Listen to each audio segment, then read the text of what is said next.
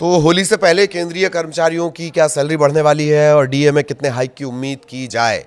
वेतन के साथ साथ पेंशन भी बढ़कर आएगा। केंद्रीय कर्मचारियों के लिए बड़ी खुशखबरी आ गई और होली से पहले खाते में मोटा पैसा आएगा। डीए पर ये एक बड़ा अपडेट आ रहा है, वो आपको बताएं। 20,000 से 1 लाख तक की सैलरी वालों की कितनी इसके बाद सैलरी बढ़ जाएगी, उदाहरण के जरिए मोटा मोटी एक पूरा कैलकुलेशन समझाने की कोशिश करेंगे। इसका फॉर्मूला क्या होता है, बहुत अंदर नहीं जाएंगे फॉर्मूले पे, पर इसका फॉर्मूला क्या होता है, कितने बेसिक पे वाले कर्मचारियों की सैलरी कितनी बढ़ेगी, ये सारे कैलकुलेशन फौरी तौर पर मोटा मोटी समझेंगे। नमस्कार, आपके साथ में ललित प्रजापति। केंद्रीय कर्मचारियों और पेंशनर्स को जल्द बड़ी खुशखबरी मिल सकती है। लेबर ब्यूरो की तरफ से दिसंबर 2025 का AICPI IW, ध्यान से सुनिए, AICPI IW क्या होता है? ये होता है सर्व वस्तु उपभोक्ता मूल्य सूचकांक। इसी के जरिए सारे हाइक और इसी के इर्द गिर्द सारे हाइक होते हैं। तो इसका डेटा जारी होने के बाद अनुमान लगाया जा रहा है कि महंगाई भत्ता और महंगाई भत्ता राहत, एक होता है DA जो कर्मचारियों को मिलता है, एक होता है DR डियरनेस रिलीफ, ये मिलता है पेंशनर्स को। तो DA और DR माना यह जा रहा है कि 2-2% ये बढ़ाया जा सकता है। अब वास्तव में कितना बढ़ेगा ये तो सरकार की घोषणा के बाद ही साफ होगा। कहा यह जा रहा है कि सरकार अगले महीने यानी मार्च 2026 में ये ऐलान कर सकती है। अब यहां ये जान लीजिए कि 7वें वेतन आयोग 7th पे कमीशन का समय 31 दिसंबर 2025 को खत्म हो गया, पर 8वें वेतन आयोग की सिफारिश होने, उसके लागू होने तब तक बहुत टाइम लग जाएगा। तब तक महंगाई से राहत कैसे मिलेगी? तब तक जो राहत मिलेगी वो 7th पे कमीशन के हिसाब से मिलेगी। इसी के हिसाब से डीए का कैलकुलेशन होता रहेगा। आपको बता दें कि सरकारी कर्मचारियों के बजट पर महंगाई का असर ना हो, इसे एडजस्ट करने के लिए महंगाई भत्ता टाइम टू टाइम सरकार बढ़ाती है। केंद्र सरकार साल में 2 बार जनवरी और जुलाई में डीए बढ़ाती है। इसका कैलकुलेशन बेसिक पे के हिसाब से किया जाता है। ऐसे में डीए बढ़ने पर कर्मचारियों की सैलरी बढ़ जाती है और डीआर बढ़ने पर पेंशनर्स की कुल पेंशन बढ़ जाती है। DA DR का जो कैलकुलेशन है वो AICPI IW के 12 महीने के औसत के आधार पर किया जाता है। 12 महीने का औसत अभी क्या आया है? अभी दिसंबर का आया है, तो पूरे 12 महीने का एक एवरेज निकाला जाएगा। ये होता क्या है? AICPI IW यानी all India consumer price index. Industrial workers एक मासिक इंडेक्स होता है जो इंडस्ट्रियल लेबर द्वारा एक तय बास्केट में शामिल वस्तुओं और सेवाओं के खुदरा दाम में समय के साथ होने वाले बदलाव को मापता है। लेबर ब्यूरो हर महीने AICPI IW का आंकड़ा जारी करता रहता है। यही जो डेटा है लाखों मजदूरों, अच्छा जब मैं मजदूरों बोल रहा हूं तो इसको कर्मचारी समझिए, लाखों मजदूरों और कर्मचारियों के वेतन और डीए को तय करने के लिए इस्तेमाल किया जाता है। अब 2% महंगाई भत्ते की चर्चा हो क्यों रही है? क्योंकि दिसंबर 2025 के लिए ये जो आंकड़ा आया AICPI IW, इसका आंकड़ा है 148.2। इससे 12 महीने का एवरेज जो निकाला जाएगा, अगर इसी आंकड़े का जो 12 महीने सूचकांक का जो 12 महीने का एवरेज निकलेगा वो होता है 145.54। अब कैलकुलेशन के मुताबिक डीए बनता है 60.33%। 60.33% बनता है, इसे राउंड फिगर में 60% माना जाए। अब मौजूदा डीए चूंकि 58% है, ऐसे में 60 - 58 यानी 2% आता है। यही बढ़ोतरी हो सकती है, ये बताया जा रहा है। कहा जा रहा है कि सरकार मार्च में इस बात का ऐलान कर सकती है। कहा यह भी जा रहा है कि होली से पहले ही डीए बढ़ाने का ऐलान हो सकता है। आपको बता दें कि केंद्र सरकार ने जून 2025 के AICPI IW आंकड़े के आधार पर डीए में 3% की बढ़ोतरी की थी। तब वो बढ़कर डीए जो था वो 55 से बढ़कर 58 हो गया था। सरकार ने ये बढ़ोतरी अक्टूबर 2025 में नोटिफाई की थी। जनवरी 2026 के लिए कैसे निकाला जाएगा भाई डीए, बढ़ा हुआ डीए?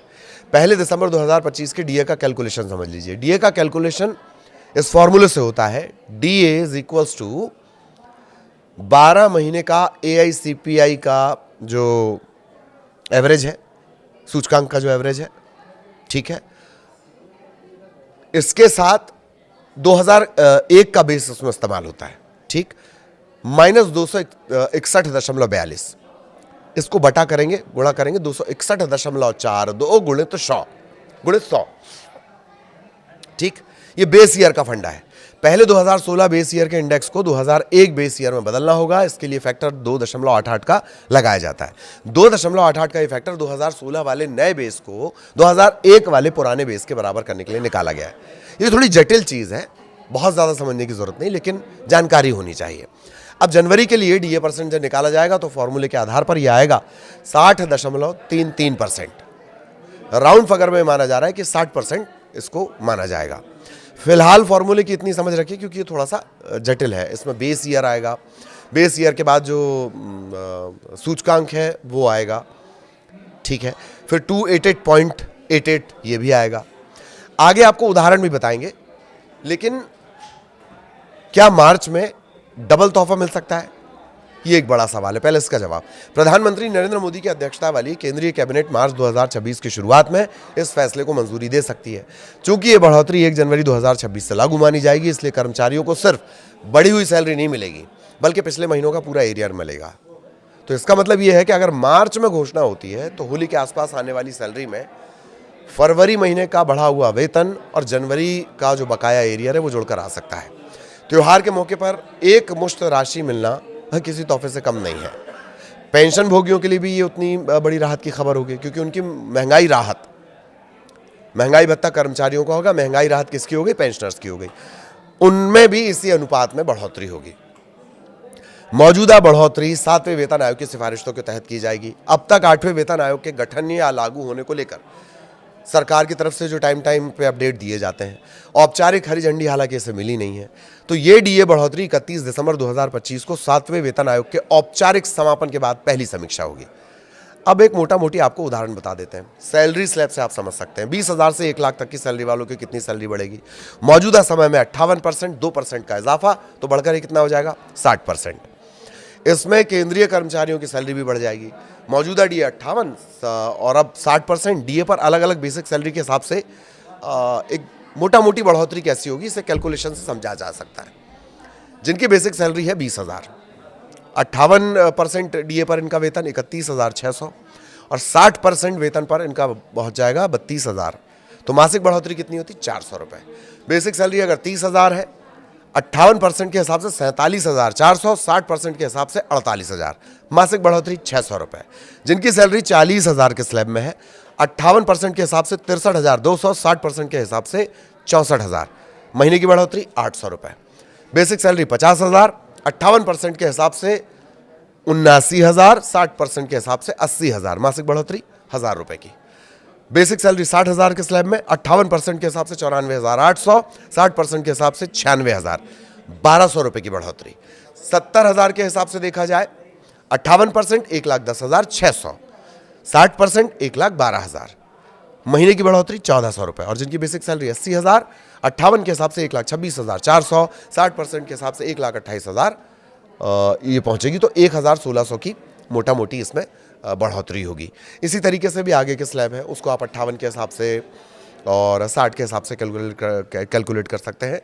बट मोटा मोटी ये जो बढ़ोतरी है ये हम आपको एक बता रहे हैं कि ये 2% अगर इजाफा होता है तब होगी।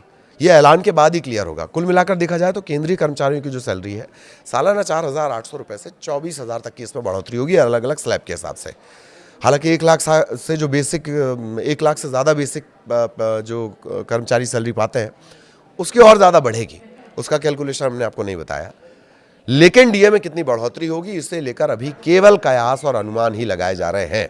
वास्तविक बढ़ोतरी सरकार की जो घोषणा है उसके बाद ही पता चल पाएगी। तो अभी ये बिल्कुल क्लियर नहीं होगा। आगे इससे जुड़ा अपडेट जो भी रहेगा वो आप तक पहुंचाएंगे। नमस्कार।